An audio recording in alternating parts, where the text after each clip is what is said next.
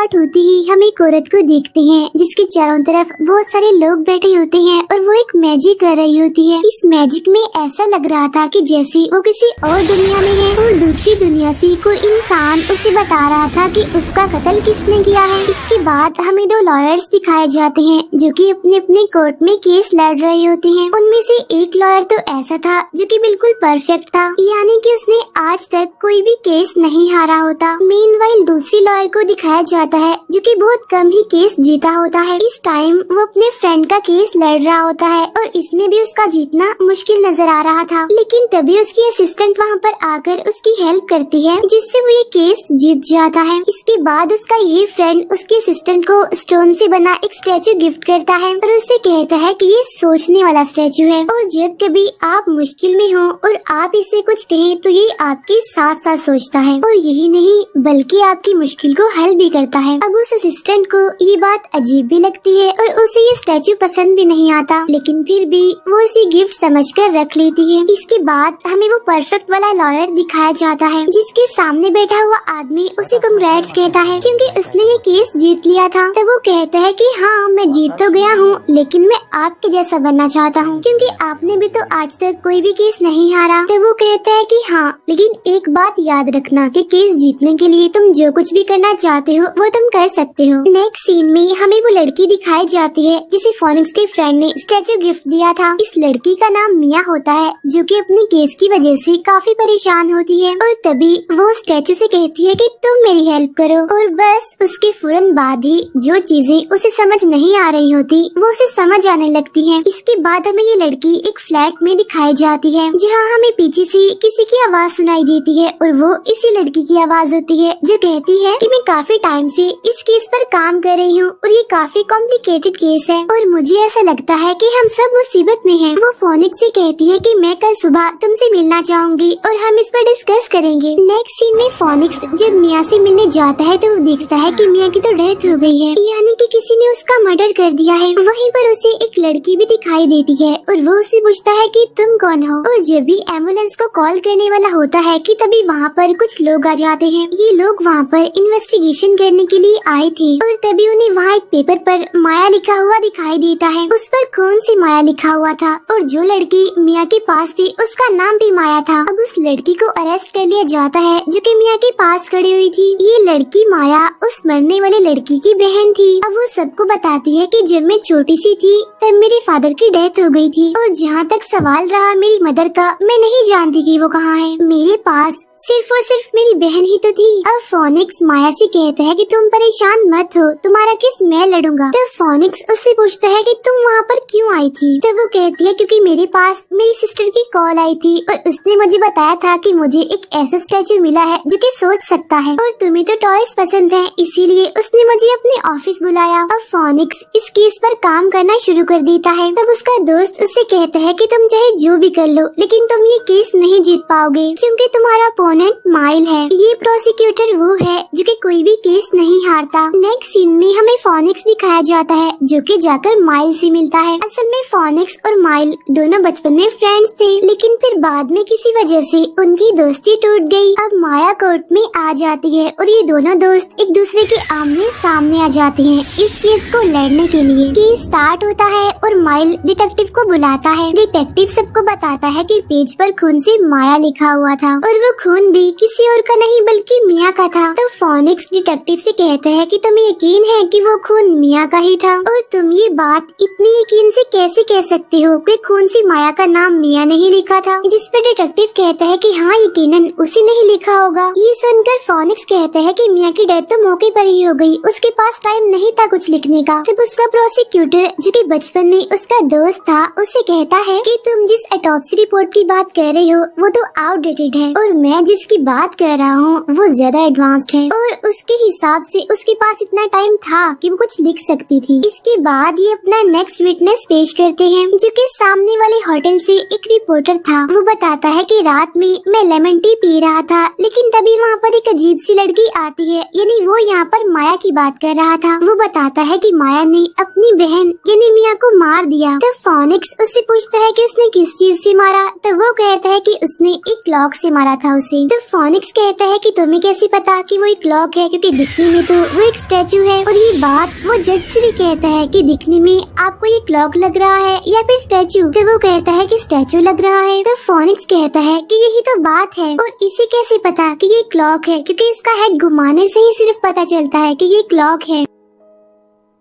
इसके बाद वो जज से कहता है कि आप इस पर इन्वेस्टिगेशन करें। यहाँ पर माया बताती है कि मेरी बहन ने मुझे कॉल करके कहा था कि ये क्लॉक अभी काम नहीं करता। वहाँ जज जब उस क्लॉक को यूज करता है तो वो ठीक से काम नहीं करता। तब फोनिक्स उस विटनेस से कहता है कि तुम तो कह रहे थे कि तुमने इस क्लॉक की आवाज सुनी थी, जबकि ये क्लॉक तो ठीक से काम ही नहीं करती और ये बस एक स्टैचू की तरह है। इसके बाद फोनिक्स उस विटनेस से पूछता है कि तुमने इस क्लॉक को कहाँ देखा था और तुम इसके बारे में इतना कैसे जानते हो, क्योंकि जहाँ तक मैं जानता हूँ ये क्लॉक तो बहुत कम जगहों पर ही सेल होती है। अब विटनेस को कुछ समझ नहीं आ रही होती और वो कह देता है कि मैं तो भूल गया। अब जज फोनिक्स से कहता है कि अब क्योंकि वो भूल गया है तो हम इस पर कुछ नहीं कह सकते, इसीलिए आप इस बारे में अगर कुछ और बताना चाहते हैं तो बताएं। अब फोनिक्स उस विटनेस से पूछता है कि आप वहाँ पर कर क्या रहे थे। तो वो कहता है कि मैं विंडो पर इसलिए खड़ा हुआ था क्योंकि मुझे लैंप के गिरने की आवाज सुनाई दी गई थी और मैंने देखा कि वहाँ पर लैंप भी गिरा था। तो फोनिक्स उससे कहता है कि जहाँ पर खड़े होकर तुम देख रही थी वहाँ से तो लैंप दिखता ही नहीं, और तुम्हें कैसे पता कि वहाँ पर लैंप है और वो गिर गया है। तभी प्रोसिक्यूशन विटनेस को बचा लेता है और उससे कहता है कि तुम्हें याद नहीं कि तुम उस ऑफिस में वायर टाइपिंग के लिए गई थी। तो विटनेस कहता है कि हाँ मुझे याद है, मैं काफी टाइम पहले वहाँ पर वायर टाइपिंग के लिए गया था और तभी मैंने वहाँ पर लैंप देखा था। अब फोनिक्स को कुछ भी समझ नहीं आती कि वो क्या करे,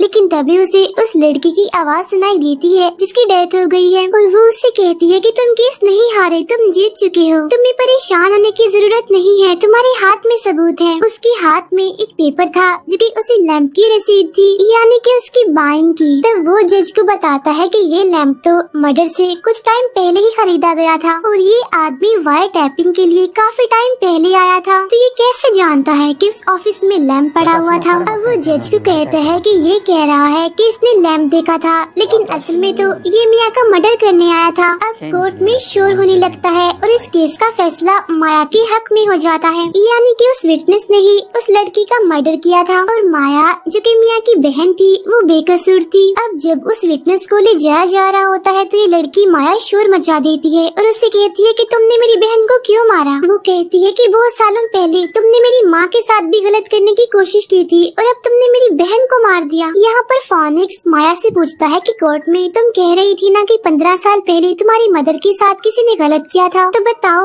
उनके साथ ऐसा क्या हुआ था और तुम वैसा क्यों बोल रही थी। तो वो बताती है कि ये इंसान इन्हें जिसने की उसकी बहन को मारा है उसका नाम मिस्टर वाइट है। इसने एक आर्टिकल लिखा था और वो आर्टिकल इसने मेरी मदर के खिलाफ लिखा था क्योंकि वो एक केस में किसी आदमी का साथ दे रही थी। अब फोनिक्स इस केस के बारे में स्टडी करने लगता है। तब उसे पता चलता है कि इस केस में जिस आदमी की डेथ हुई थी वो उसके फ्रेंड के फादर थे, यानी वही फ्रेंड जो पिछले केस में प्रोसिक्यूशन था, यानी कि उसका अपोनेंट था, यानी कि माइल। अब इस केस को स्टडी करते करते वो सो जाता है, लेकिन तभी वहाँ पर माया आकर उसे एकदम से जगा देती है और बोलती है कि टीवी देखो। टीवी में न्यूज आ रही होती है कि एक आदमी का मर्डर हो गया है और इसमें अरेस्ट किया गया है माइल को। अब फोनिक्स फौरन माइल के पास जाता है क्योंकि वो उसका बचपन का दोस्त था और वो उसकी हेल्प करना चाहता था। ये उससे कहता है कि मैं तुम्हारी हेल्प करूँगा। तब वो कहता है कि मुझे तुम्हारी हेल्प की कोई जरूरत नहीं है, और भी बहुत सारे लॉयर्स हैं और मैं किसी को भी अपने केस के लिए रख सकता हूँ। ये उसे काफी समझाने की कोशिश करता है, लेकिन वो नहीं मानता और वहाँ से चला जाता है। इसके बाद जब ये वहाँ से जा रहा होता है तब इसके पास एक आदमी आता है और उससे कहता है कि मैं चाहता हूँ कि माइल का केस तुम ही लड़ो। तो फोनिक्स कहता है लेकिन माइल तो चाहता है कि मैं उसका केस ना लड़ूं। तो वो आदमी कहता है कि नहीं, तुमसे अच्छा कोई भी उसका केस नहीं लड़ सकता। अब फोनिक्स भी उसका केस लड़ने का फैसला कर लेता है। अब फोनिक्स माया के साथ उस लेक पर जाता है जहाँ पर मर्डर हुआ था। वहाँ पर एक कैमरा होता है जो कि तभी पिक्चर बनाता है जब जोर से गॉड बोला जाता है, क्योंकि मर्डर के दौरान सामने एक कपल था जो कि पिक्चर बनवा रहा था। लेकिन तभी लेक से एक काफी बड़ी क्रिएचर उठी और ये भी न्यूज देखी गई कि वहाँ पर मर्डर हुआ है। इसके बाद फोनिक्स माइल के पास जाता है और उससे कहता है कि मैं तुम्हारी केस पर इन्वेस्टिगेट कर रहा हूँ। तो वो कहता है कि तुम ऐसा क्यों कर रही हो, और तभी हमें माइल के बचपन का सीन दिखाया जाता है जहाँ पर हम देखते हैं कि बच्चों के लंच बॉक्स की मनी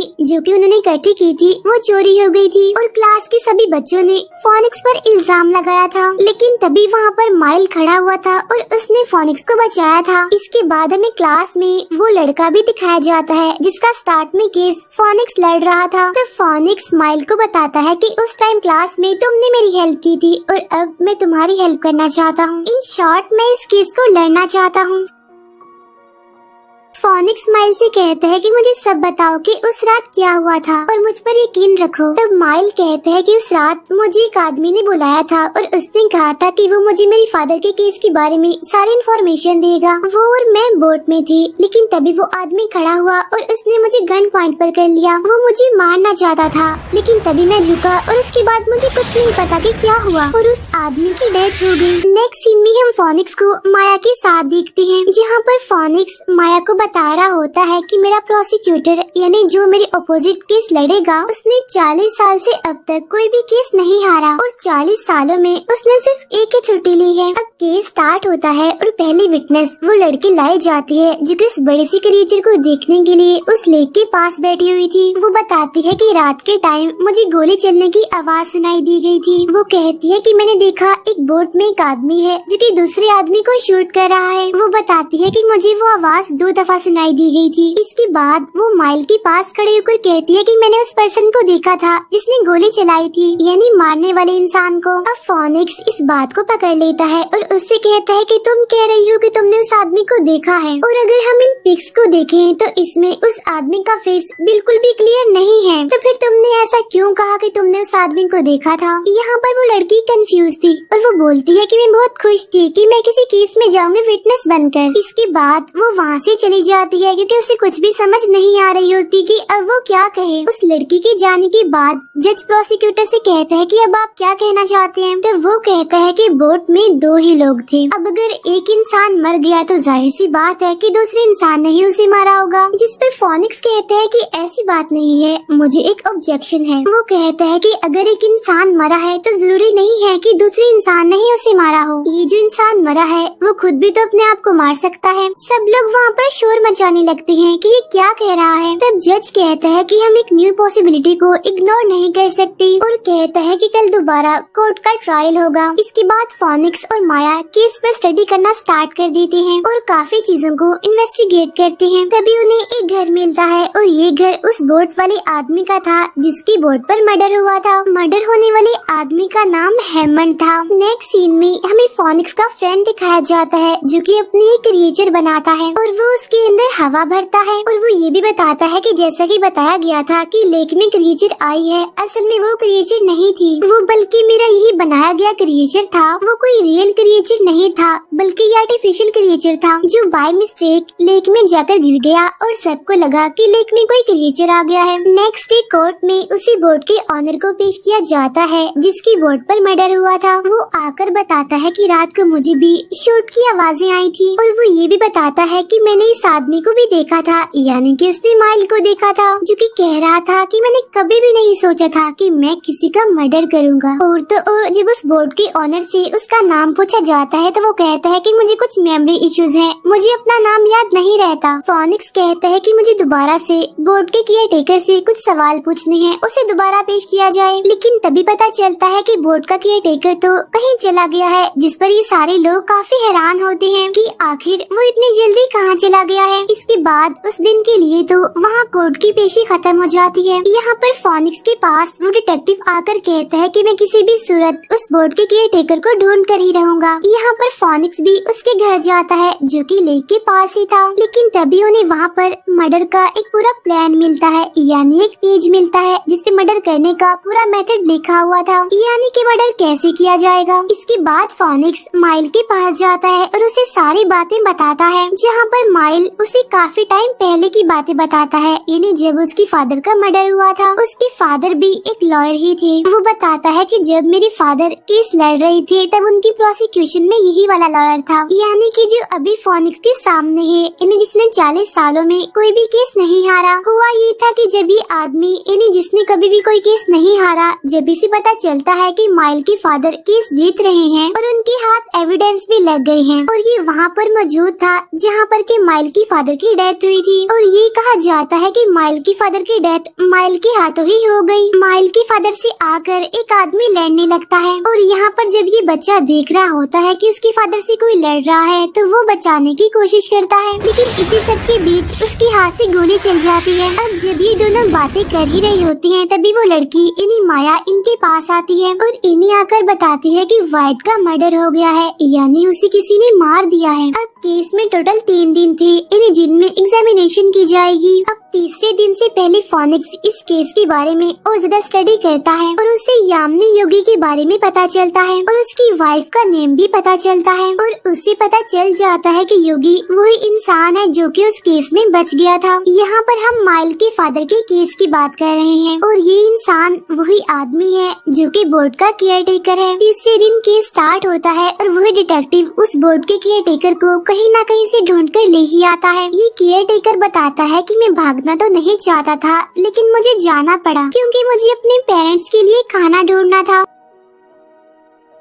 अब ये केयर टेकर अपने पेरेंट्स का नाम पोली बताता है। यहाँ पर फोनिक्स बताता है कि ये इंसान जो कि असल में बोर्ड का केयर टेकर है यही यामिनी योगी है, यानी कि जो आदमी पिछले केस से जुड़ा हुआ है। तभी सुनकर जज कहता है कि यामिनी योगी तो वही इंसान है जो कि पिछले केस में यानी माइल की फादर के केस में मौजूद था। जिस पर फोनिक्स कहते हैं कि हाँ ये वही इंसान है, लेकिन ये कह रहा है कि इसे अपना नाम याद नहीं है। इसका कहना है कि इसकी याददाश्त जा चुकी है। तभी इस बात को प्रूफ करने के लिए फोनिक्स कहता है कि तुम्हारे पेरेंट्स का नाम पोली है और यामिनी योगी की वाइफ का नाम भी पोली ही था। वो कहता है कि दोनों नेम सेम है, यानी यही वो इंसान है पोली का हस्बैंड। जिस पर प्रोसिक्यूशन कहते हैं कि ये क्या बात हुई, आप एक पैरट के नाम पर ऐसा कह रहे हैं, ऐसा कोइंसिडेंस भी तो हो सकता है। अब फोनिक्स विटनेस बॉक्स में पैरट को खड़ा करता है और उससे कहने लगता है कि आप मुझे केस के बारे में कुछ बताएं। अब पैरट ने क्या बताना था, उसने कुछ वर्ड्स याद किए हुए थे जो कि वो उस टाइम भी बोल रहा था। वो थे date of birth, date of marriage और डेट ऑफ डेथ। और ये पोली यानी योगी की वाइफ की ही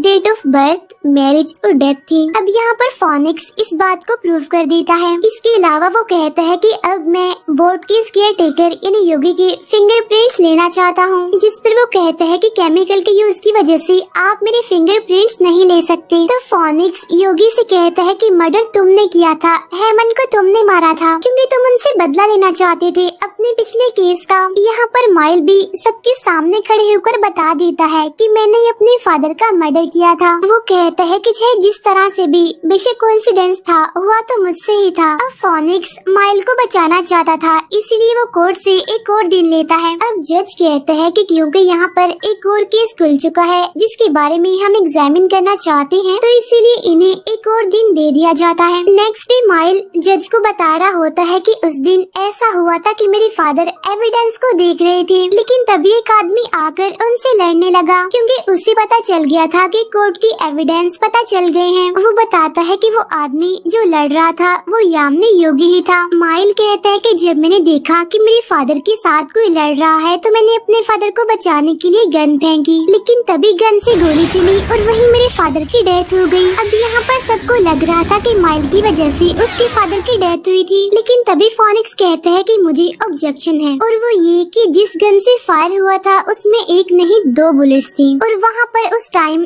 2 बुलेट्स का ही यूज हुआ था। लेकिन अगर देखा जाए तो एक ही बुलेट थी जो माइल के फादर को लगी थी, तो फिर दूसरी बुलेट कहाँ गई? अब जज उससे पूछता है कि तुम्हारे हिसाब से वो कौन हो सकता है जिसे माइल के फादर की डेथ से फर्क पड़ सकता है? अब यहाँ पर फोनिक्स अपने दिमाग का यूज करता है और कहता है कि माइल के फादर एक लॉयर थे और उनकी ऑपोजिट जो प्रोसिक्यूटर था वो उस टाइम उनके खिलाफ था क्योंकि वो उस केस को हार रहा था और उसे इस बात से फर्क पड़ता था। उसकी एक रेपुटेशन थी जो खराब हो जाती और वो ही माइल के फादर को मार सकता था। और वो कहता है कि क्रिमिनल के अंदर ही इस टाइम वो बुलेट है। इसके बाद वो उस बुलेट को डिटेक्ट करने के लिए अपने फ्रेंड से कहता है कि वो अपना मेटल डिटेक्टर दे। अब इस मेटल डिटेक्टर का यूज करते हुए वो जज से कहता है कि मैं इस प्रोसिक्यूटर की बॉडी से चेक करना चाहता हूँ कि इसमें वो बुलेट है या फिर नहीं, क्या इसको गोली लगी थी या नहीं। इसके बाद उसे चेक किया जाता है और वो मेटल डिटेक्टर उसके शोल्डर के पास बोलता है, जिससे सबको पता चलता है कि जब माइल से शूट हुआ था तो वो सीधा जाकर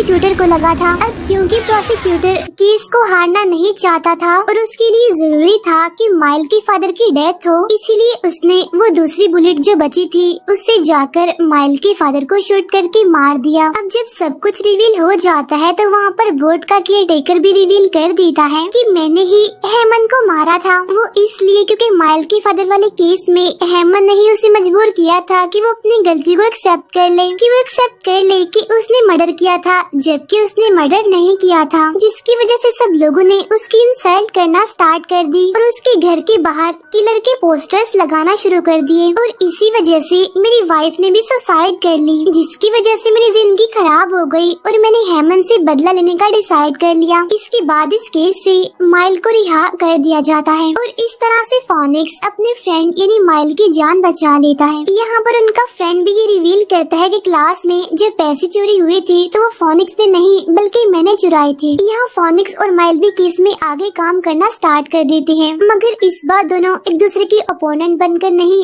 बल्कि दोस्त बनकर। और इसी के साथ ये मूवी यहीं पर